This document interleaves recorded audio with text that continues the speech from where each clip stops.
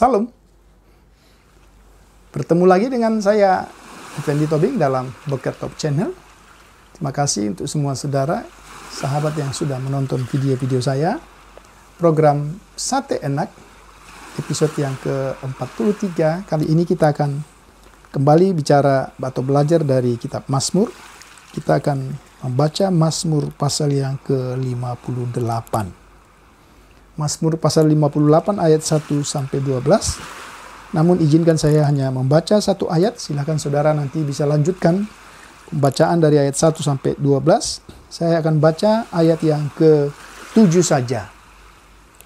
Demikian firman Tuhan. Ya Allah, hancurkanlah gigi mereka dalam mulutnya. Patahkanlah gigi geligi singa-singa muda, ya Tuhan. Ya, jadi ini satu mazmur yang memang agak sedikit beda, tetapi itu satu mazmur yang memang harus kita dapat pahami. Ya, karena itu kita akan melihat bagian firman Tuhan ini, ya, dengan tema mazmur kutukan, tanda tanya. Ya, jadi mazmur kutukan itu menjadi tema kita hari ini. Kalau kita melihat di dalam kitab Mazmur itu ada banyak jenis sastra atau yang bahasa akademisnya biasanya disebut dengan genre. Ya, ada Mazmur pujian, ada Mazmur ucapan syukur, ada Mazmur raja, ada Mazmur Mesias, ya, ada Mazmur ziarah sebagaimana firman Tuhan episode yang ke-42. Tapi hari ini kita akan bicara tentang Mazmur ratapan. Namun di dalam Mazmur ratapan itu ada yang disebut dengan Mazmur kutukan.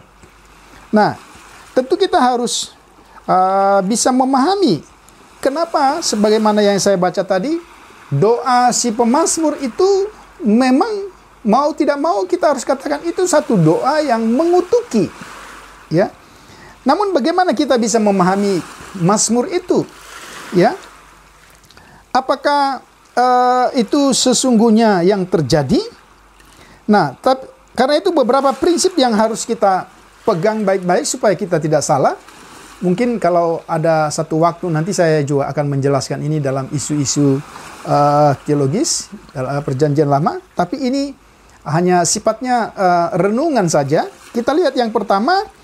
Kita harus memahami bahwa ketika ada mazmur, tanda kutip mazmur kutukan, yang pertama kita harus mengerti bahwa pemazmur juga selalu memegang prinsip bahwa pembalasan itu adalah haknya Tuhan. Ya, itu pembalasan adalah haknya Tuhan. Kemudian yang kedua, ketika si pemazmur mengucapkan doa yang kelihatannya secara nyata itu satu kutukan, kita harus mengerti posisi pemazmur pada waktu itu adalah representatif dari Tuhan yang memimpin satu kelompok umat dan dia menjadi penjaga umat itu. Dan kita bisa mengerti sekarang kalau ada satu situasi atau satu kejahatan yang terjadi, maka pemimpinnya yang harus berdiri dan melindungi semua umat yang dipimpin. Kemudian yang ketiga yang harus kita garis bawahi ketika kita membaca Mazmur kutukan seperti ini, ada beberapa jenis Mazmur lain juga, bahwa perkataan orang perbuatan orang yang fasik atau yang jahat itu memang sangat berbahaya. Kita akan lihat nanti dalam pembacaan kita. Mengapa begitu berbahaya?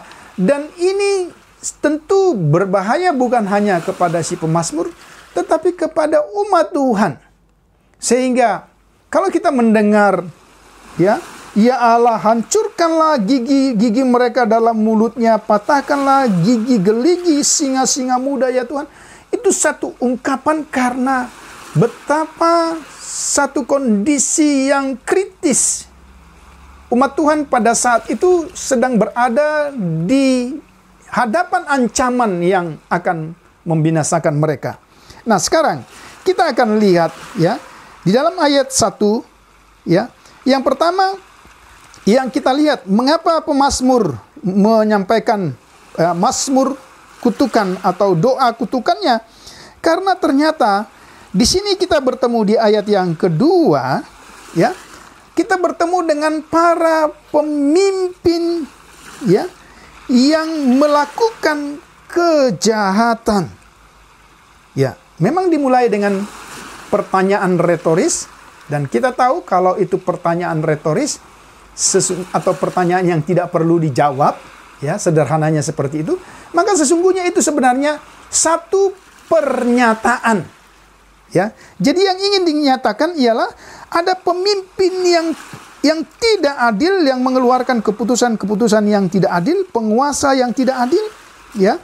Kemudian mereka tidak melakukan penghakiman dengan jujur.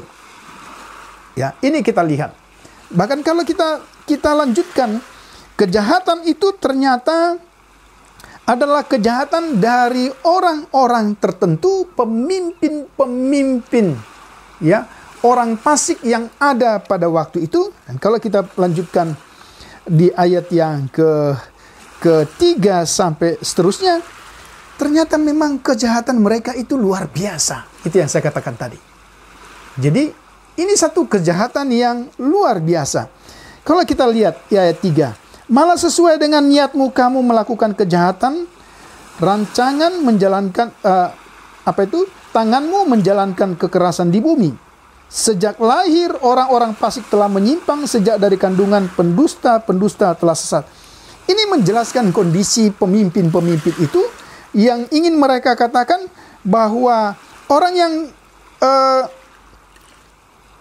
melakukan kejahatan itu adalah pemimpin-pemimpin yang telah menyimpang, ya, dari jalan yang benar. Apakah itu secara mental mereka, atau secara moral, atau secara spiritual. Penyimpangan itu dikatakan, dan ini saya pikir sesuai dengan kebenaran Alkitab. Penyimpangan itu bukan pada saat mereka melakukan tugas mereka, tetapi penyimpangan itu sudah ada sejak dari rahim ibu. Jadi kejahatan dosa itu sudah ada sejak dari rahim ibu. Mungkin kalau kita bandingkan dengan Mazmur 51 ayat 7, ini sangat tepat sekali. Ya, Daud katakan, sejak dari kandungan aku telah berdosa. Ya, sejak di dalam kandungan aku telah berdosa. Ya, ini yang kita perhatikan. Orang jahat bukan hanya melakukan kejahatan karena situasi pada waktu itu, tapi hidup mereka memang sudah begitu jahat, ya. Atau mungkin kita coba buka Kejadian pasal yang ke-6. Coba kita membuka Kejadian pasal yang ke-6. Apa yang dikatakan firman Tuhan di sana? Ya. Kita lihat Kejadian pasal yang ke-6. Ayat yang ke-5. Ketika dilihat Tuhan bahwa kejahatan manusia besar di bumi dan bahwa, ini dia, segala kecenderungan hatinya selalu membuahkan kejahatan semata-mata. Itulah kondisi pemimpin-pemimpin pada waktu itu. Jadi mereka hidup dengan segala bentuk kejahatan. Bahkan itu kondisi mereka sehingga tidak ada yang benar. Maka kita nanti akhirnya bisa mengerti kenapa akhirnya pemazmur menyampaikan doa yang sangat mengutuki seperti itu. Ya. Bahkan mereka itu bukan hanya jahat, tetapi mereka itu sangat berbahaya. Apa yang dipakai? Ya. Coba ayat yang ke-5 saya baca. Bisa mereka, atau kalau bisa itu racun mereka seperti bisa ular. Mereka seperti ular tedung tuli yang menutup telinga, yang tidak mendengar suara tukang-tukang serapah dan suara pembaca mantra yang pandai. Waktu kita merenungkan firman Tuhan ini luar biasa, saudara. Mengapa? Gambaran ya kebengisan, kejahatan, ya bahayanya pemimpin-pemimpin yang dijelaskan oleh pemazmur ini luar biasa. Mereka dikatakan mereka seperti ular, tetapi tidak cukup hanya seperti ular, bukan hanya sekedar seperti bisa ular, tetapi dikatakan seperti ular tedung tuli. Saudara, apa yang dimaksud dengan ular tedung tuli? Ular tedung tuli berarti ular yang begitu ganas, tetapi masalahnya dia tuli, ya. Apa hubungan ular tedung tuli, ular tedung dengan ketuliannya? Karena berarti kalau dia sudah begitu ganas, sadis, ya, untuk menghabisi mangsa-mangsanya, tetapi yang menjadi persoalan adalah karena telinganya itu tertutup, sehingga tidak ada lagi apa itu? Satu kesempatan untuk menjinakkan dia. Tidak ada lagi saat di mana dia bisa dijinakkan atau diredahkan kemarahannya. Jadi saudara perhatikan betapa sadis, ya, betapa kejam dan betapa jahatnya kondisi pemimpin-pemimpin waktu itu, sehingga digambarkan oleh pemazmur seperti ular tedung tetapi tuli, sehingga dikatakan dia tidak akan mungkin mendengar, ya, mendengarkan suara tukang-tukang serapah atau suara pembaca mantra yang pandai.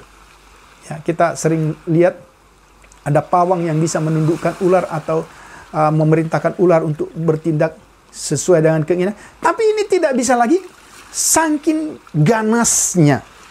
Karena itulah saudara, maka itulah yang menjadi latar belakang doa yang saya sudah bacakan dalam pembacaan yang terdahulu.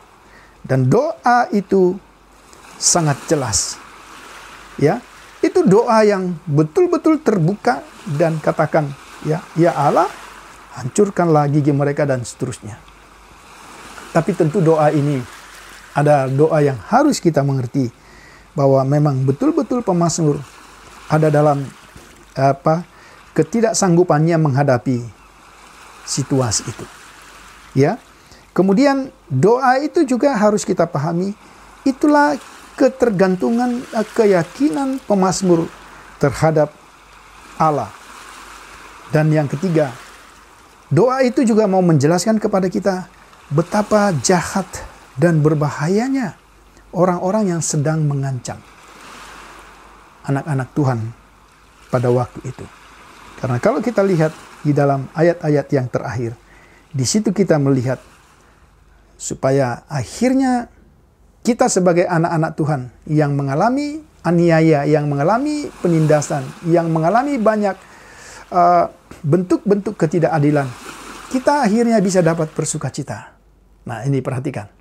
Bukan karena pemazmur, ya, tapi ternyata karena faktanya di dalam pasal 58, ya, ayat 11 sampai 12.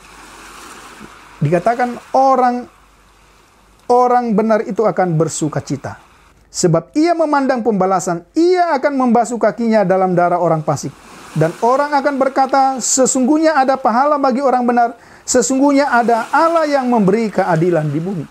Jangan demikian, ya, doa itu, ya, memberi tempat kepada Tuhan yang seluas-luasnya. Tidak ada intervensi yang berdoa, tapi dia melihat bagaimana Tuhan akhirnya berbuat, dan orang-orang percaya yang mengalami penganiayaan, bencana dapat terjadi, ya, dapat terjadi itu di dalam hidup kita hari ini. Tapi kita harus yakin ada saatnya pasti Tuhan, ya, melakukan perbuatannya dan kita akan melihat keadilannya. itulah sebabnya kita tetap dapat bersuka cita. Tentu kalau dalam konteks kita hari ini, konteks yang mungkin ya sedikit berbeda ya dengan doa pemazmur. Sebagaimana Tuhan Yesus ajarkan ya, justru berdoalah bagi musuhmu, ya, kasihilah mereka yang menganiaya kamu, berilah seterumu makan, dan seterusnya. Saya pikir ini juga tetap menjadi prinsip yang harus kita pegang, ya.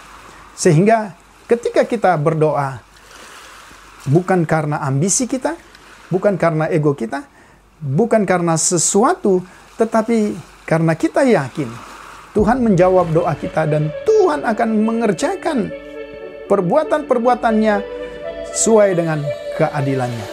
Sekiranya bagian firman Tuhan ini bisa menjadi berkat bagi kita. Tuhan Yesus memberkati. Salut.